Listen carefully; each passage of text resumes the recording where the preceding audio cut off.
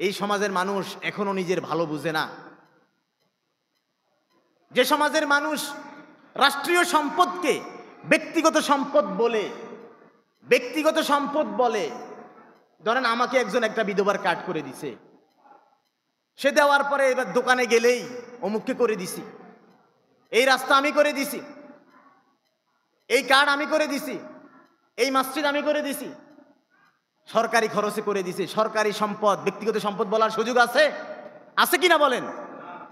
এখন এক শ্রেণীর লোক যদি বলেন আপনি যে এটা আমি করে দিছি, এই 20 বছর থেকে এই কাজ আমি করছি, 30 বছর থেকে এই কাজ আমি করছি, আপনি যদি বলতে পারেন যে আমার বাবার 10 কানি সম্পদ নষ্ট করে, আমার পকেটের 2 লক্ষ টাকা নষ্ট করে, আমার ব্যক্তিগত ফান্ড থেকে আমি এটা করে দিছি, তাহলে বোঝা যাবে যে এটা আপনি করেছেন। কিন্তু রাষ্ট্রীয় সম্পদ যদি জনগণের জন্য ব্যয় করেন, এটা জনগণের সম্পদ, আপনি জনগণের কাছে ব্যয় করছেন, আপনাকে সাময়িক দায়িত্ব দেওয়া হয়েছে, দায়িত্ব পাইয়াও আপনি অর্ধেকের বেশি নিজে খেয়ে ফেলছেন। বলেন নাউজুবিল্লাহ। 3 বছর পর পর রাস্তা মেরামতের কোনো দরকার আছে? আমি একসাথে 5 কিলোমিটার করলাম না, আমি এই 5 কিলোমিটারের বাজেট দিয়া 1 কিলোমিটার করলাম, এবং এই 1 কিলোমিটারের মেয়াদ দিলাম 30 বছর। কত বছর? 30 বছর। কথাগুলো বলতেছি এই কারণেই, সেটা হচ্ছে এত ওয়াজ চলে, এত কিছু চলে, কিন্তু আমরা পরিবর্তন হই না, আমাদের দোয়াগুলো কবুল হয় না।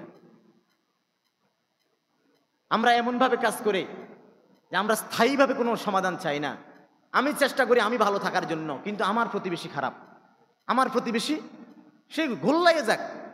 দেখা যায় ফলশ্রুতিতে প্রতিবেশীর বিপদে আমারও বিপদে এসে পড়ে। প্রতিবেশীর পুকুর পাটা যখন ভেঙে যায়, তখন আমার চলার পথটাও তো ভেঙে যায়, ঠিক কিনা বলেন? এই জন্য বুদ্ধিমানরা প্রতিবেশীকে শিক্ষিত করার মাধ্যমে, সমাজকে নিরাপদ রাখার মাধ্যমে আগামী প্রজন্মকে সেফ রাখে।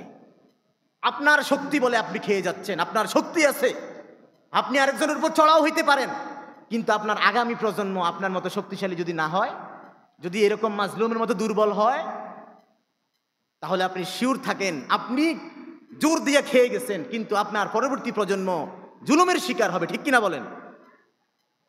এই জন্য যারা বুদ্ধিমান তারা মেধা দিয়া, বুদ্ধি দিয়া, পরামর্শ দিয়া তারা এমন একটি সমাজ গড়ে যায় যে সমাজের মধ্যে তার আগামী প্রজন্ম দুর্বল হলেও নিরাপদ থাকবে। কথা বোঝা যায়?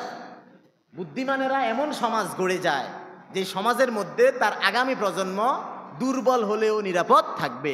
আপনি একটা দুর্বল রাস্তা করে গেছেন, দেখা যায় 5 বছর পরে আপনার নিজের আপন ছেলের বউ ডেলিভারি কেসে হসপিটাল যাইতে পারে নাই, আপনি নিজে একটা অ্যাম্বুলেন্স নিয়ে ঢুকতে পারেন নাই, কিন্তু ওই রাস্তাটা আপনার হাতের উপর দিয়েই হয়েছে। প্রিয় হাজিরিন, এই জন্য আল্লাহ রাব্বুল আলামিন বলছেন এই দুনিয়াটা পরীক্ষা কেন্দ্র, এখান থেকে শিক্ষা গ্রহণ করে আখিরাতে সামান পাঠাও। তোমার এই দুনিয়ার পুঁজি দিয়েই তুমি আখিরাতে চলতে হবে, আখিরাত তোমার চলার রাস্তা সহজ হবে। প্রিয় হাজিরিন,